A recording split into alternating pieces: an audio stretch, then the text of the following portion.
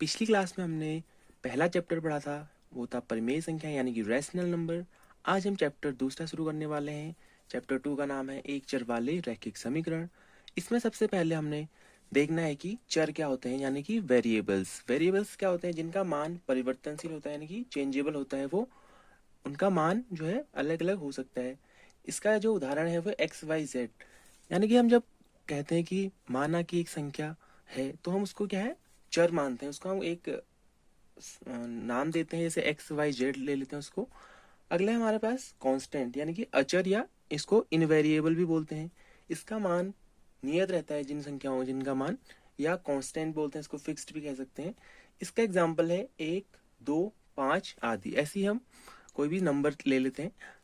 अगला है बीजीय व्यंजक यानी कि एल्जेब्रिक एक्सप्रेशन। इसमें क्या होता है, अगर हम चर और अचर को साथ में ले लें यानी कि वेरिएबल और इनवेरिएबल्स को साथ में ले लें, तो जो एक्सप्रेशन हमारे सामने आएगा उसको बोलेंगे हम एल्जेब्रिक एक्सप्रेशन यानी कि बीजीय व्यंजक। इसके उदाहरण है 2x+3, x+1, y+5 आदि। ऐसे ही जो है और भी इसके उदाहरण हो सकते हैं। उसके बाद हम देखेंगे समीकरण यानी कि इक्वेशन। इक्वेशन में हम क्या है, चर भी होता है अचर भी होता है, और अगर चर और अचर वाले किसी एक्सप्रेशन में जो है बराबर का चिन्ह भी हो तो वो कहलाता है समीकरण। जैसे इसका उदाहरण है 2x+4 = 8। ये क्या है, एक समीकरण है, क्योंकि इसमें चर भी है अचर भी है। इसमें चर कौन सा है, x, और इसमें अचर कौन कौन से हैं, 2 है, 4 है और 8 है। और इनके बीच में अगर हम बराबर का चिन्ह भी लगा दिया है तो ये क्या कहलाएगा, एक समीकरण कहलाएगा यानी कि एक इक्वेशन कहलाएगी।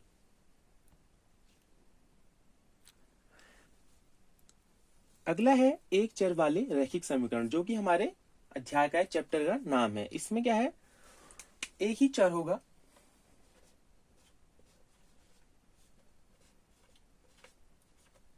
और इसमें जो चर होगी उसकी जो अधिकतम घात है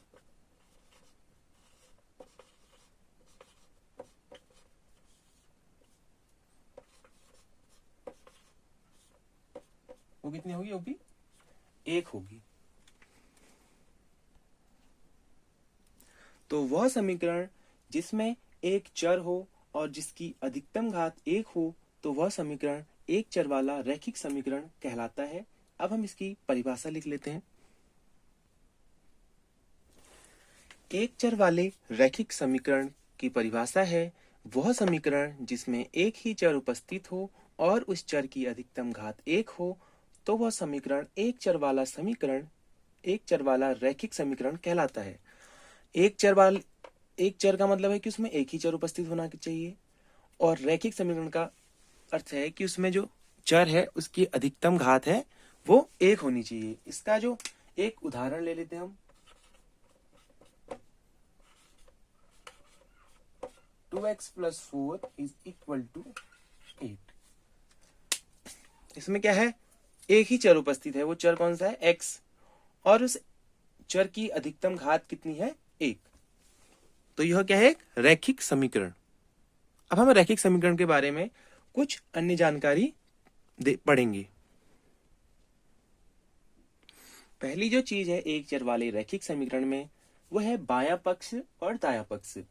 अब बायां पक्ष और दायां पक्ष क्या होता है, इसको हम LHS और इसको RHS बोलते हैं।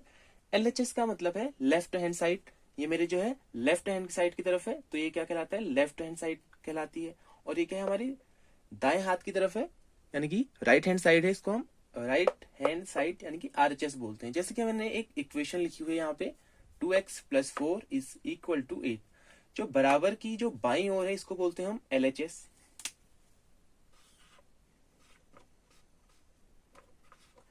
और जो बराबर की दाईं ओर है इसको बोलते हैं हम RHS, यानी कि लेफ्ट हैंड साइड और राइट हैंड साइड। अब हम देखेंगे कि लेफ्ट हैंड साइड और राइट हैंड साइड में क्या रिलेशन है। लेफ्ट हैंड साइड और राइट हैंड साइड में क्या रिलेशन है कि ये दोनों क्या होते हैं, हमेशा बराबर होते हैं यानी कि इक्वल होते हैं। लेफ्ट हैंड साइड में जो है वही उसका जो मान है वो राइट हैंड साइड वाले मान के बराबर होता है। जैसे यहाँ पे हमने 2x+4 = 8 लिखा है, तो इसमें x की हम ऐसी वैल्यू लेंगे जिसको हम जो है 2 से गुणा करके उसमें 4 जोड़ेंगे तो 8 बनेगा, और वही क्या कहलाएगा, इस समीकरण का हल कहलाएगा। इसमें जो x का मान है वो है 2।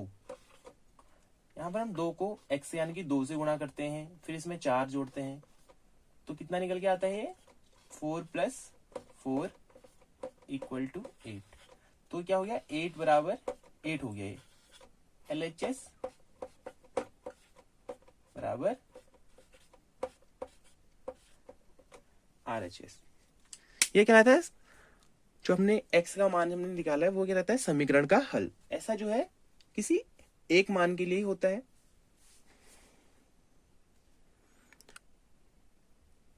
तीसरा पॉइंट है, अगर मैंने एक समीकरण लिखी हुई है, जो वही समीकरण जो पहले लिखी है, समझने के लिए मैं जो है एक सेम समीकरण को ले रहा हूँ। 2x + 4 = 8 लिया हमने, तो इसमें जो LHS है 2x + 4, ये क्या हो गया हमारा LHS, और 8 हो गया हमारा RHS। इसमें जो है ये LHS और RHS क्या होते हैं, तराजू के पलड़े की तरह होते हैं, और ये दोनों क्या है हमें शुरुआत में दे रखे हैं कि बराबर हैं। तो अगर हम इनके मान में कोई चेंज कर रहे हैं, अगर हम लेफ्ट हैंड साइड कोई चेंज कर रहे हैं, तो हमें क्या है राइट हैंड साइड भी वही चेंज करना पड़ेगा। अगर मैं लेफ्ट हैंड साइड में 4 घटा रहा हूं, तो मुझे क्या करना पड़ेगा, यहाँ पे से भी 4 घटाना पड़ेगा। तो क्या है दोनों साइड क्या करना पड़ेगा, दोनों ओर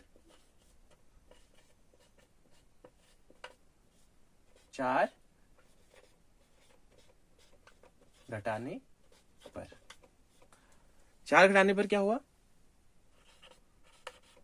2x + 4 यहाँ पे था, यहाँ हमने 4 घटाया, और इधर भी हमने क्या किया 4 घटाया। तो ये वहां आया, ये हमारा 4 में 4 घटा 0 हो गया, बराबर 8 में 4 गया तो कितना बचा 4 बचा। तो x बराबर आया हमारे पास 4/2 बराबर 2। तो LHS और RHS में जो है हमें कोई अगर हम परिवर्तन कर रहे हैं, कोई चेंज कर रहे हैं, तो क्या है दोनों साइड करना पड़ेगा हमें, तभी हमारा जो है सही उत्तर निकल के आएगा। अगला हमारा पॉइंट है वो है एक चर वाले रैखिक समीकरण जो है उनको हल करना। जो हम एक चर वाले रैखिक समीकरण है उनको हम हल कैसे करते हैं, इसको हल करने के लिए हम एक उदाहरण लेते हैं जो कि किताब में दिया हुआ है। 2x - 3 बराबर x + 2। ये थोड़ा सा व्हाइट बोर्ड जो है छोटा है, तो इससे जो है लिखने में थोड़ा दिक्कत होती है, तो राइटिंग जो है राइटिंग की प्रॉब्लम हो सकती है, आपको मेरी राइटिंग अच्छी नहीं लग सकती है, लेकिन आप जो है समझने की कोशिश करें। ये जो है हमारे पास एक चर वाली रैखिक समीकरण है, इसमें जो है हमारे पास चर है वो है x है, और जो अचर है वो है -3 और 2। इसको सॉल्व करने के लिए हमें क्या करना पड़ेगा, जो वैसे इसको करते हैं, जो हम चर होते हैं उनको चर वालों को एक साथ एक साइड ले जाते हैं, यानी कि लेफ्ट हैंड साइड लेके चलते हैं या राइट हैंड साइड लेके चलते हैं, तो है चरों को जो है एक साइड और अचरों को दूसरी साइड ले जाते हैं, दूसरी तरफ ले जाते हैं। इसमें जो है अगर हमें यहाँ पे दिया हुआ है, इसमें जो चर है वो है 2x और x के रूप में दिया हुआ है, तो इसमें हम क्या करेंगे x का जो है पक्षांतरण करेंगे कहाँ बाई तरफ, तो हम लिखेंगे, और जो -3 है उसको दाई तरफ ले जाना पड़ेगा, x को बाई तरफ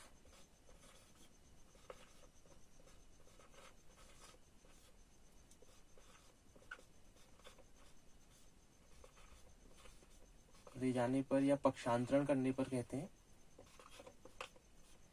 और चलो हम एक स्टेप पहले इतना ही करते हैं। x को हम इधर लेके आए 2x, जो है अगर हम किसी भी संख्या या किसी भी नंबर या किसी भी कोई दिया हुआ जो चर या अचर है उसको हम अगर उसका जो है पक्ष या साइड चेंज कर रहे हैं, LHS को RHS या RHS को LHS की तरफ ले जा रहे हैं, तो उसका साइन जो है बदल जाता है। जो x है अभी प्लस पॉजिटिव है, इसको हम लेफ्ट हैंड साइड लेके जाएंगे तो ये नेगेटिव हो जाएगा, तो ये हो जाएगा ऋण का x और ऋण का 3 बराबर, यहाँ फिर 2 ही बचेगा। अगली स्टेप में हम करेंगे, अगली उसमें करेंगे हम -3 को दाई तरफ को मैं लिख रहा हूं LHS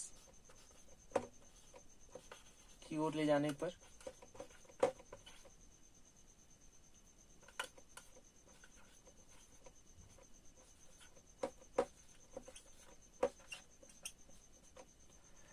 तो इसमें क्या हो गया, 2x माइनस एक्स हो गया बराबर 2। 3 का भी हम जो है क्या कर रहे हैं, हम इसका साइड चेंज कर रहे हैं, तो क्या होगा, इसका साइन बदल जाएगा, यहाँ माइनस का था अब यहाँ प्लस का हो जाएगा, तो हो जाएगा। अब देखिए, अब इसको हम सॉल्व कर सकते हैं।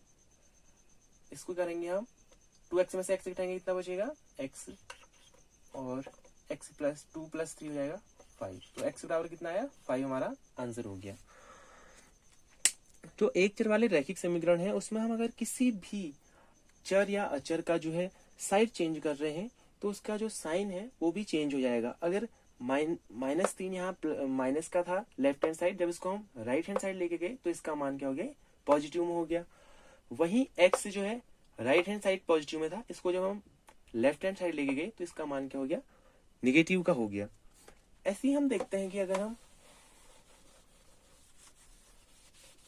किसी भी चर या अचर को जो है, यहाँ पहले LHS लिख लेते हैं, यहाँ RHS लिख लेते हैं। RHS में कोई भी नंबर है, अगर वो प्लस का है और अगर हम उसका जो है साइड चेंज कर रहे हैं तो वो RHS में आके ऋण का हो जाएगा। अगर वो LHS में ऋण का है और उसे हम RHS की साइड ले जाते हैं तो उसका मान धन का हो जाएगा। अगर वो भागा में है तो वो RHS की साइड गुणा में हो जाएगा। अगर वो गुणा में है तो वो RHS की तरफ ले जाने पर वो क्या हो जाएगा, भागा में हो जाएगा। ऐसे ही हम सवालों में देखेंगे तो आपको ये चीज जो है याद रखनी है कि कैसे जो है साइन चेंज होता है किसी भी समीकरण में। ये बहुत ही इंपॉर्टेंट चीज है, इसको याद रखना कि कैसे साइड चेंज होने पर जो है साइन चेंज होता है। अब हम एक समीकरण को हल करते हैं, वो भी जो है किताब में उदाहरण के रूप में दिया हुआ है। इसमें लिखा हुआ है 5x प्लस 7/2 बराबर 3/2 x माइनस 14। अब इसमें हम क्या कर सकते हैं, हम इसको सरल कर सकते हैं। सब इसको क्या कहते हैं, सरल करने के लिए क्या करते हैं हम, मैंने जैसे बताया था पहले कि अगर हम दाईं तरफ कुछ कर रहे हैं तो वही चीज हमें बाईं तरफ भी करनी पड़ेगी। अगर हम इस 2 को हटाना है सरल करने के लिए तो हम क्या करेंगे, पूरे समीकरण को दाईं तरफ भी बाईं तरफ भी क्या करेंगे, हम 2 से गुणा करेंगे। तो हम लिखते हैं समीकरण को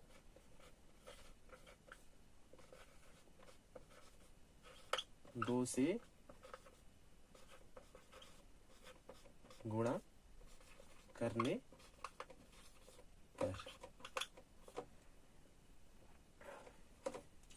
2 से गुणा करने पर क्या हो जाएगा, 5x से कितना बन जाएगा, 2 से गुणा करने पर 10x हो जाएगा।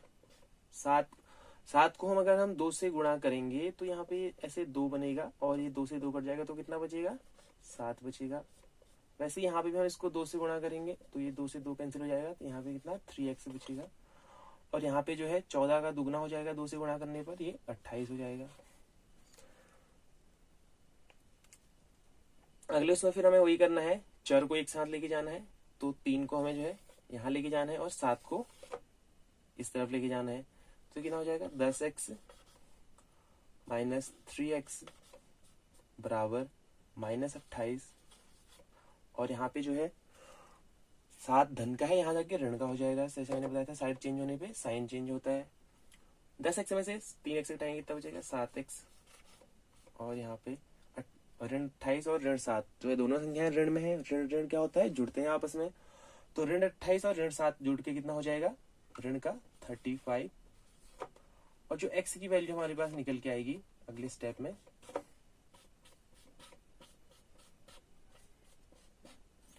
वो हो जाएगी ऋण 35/7।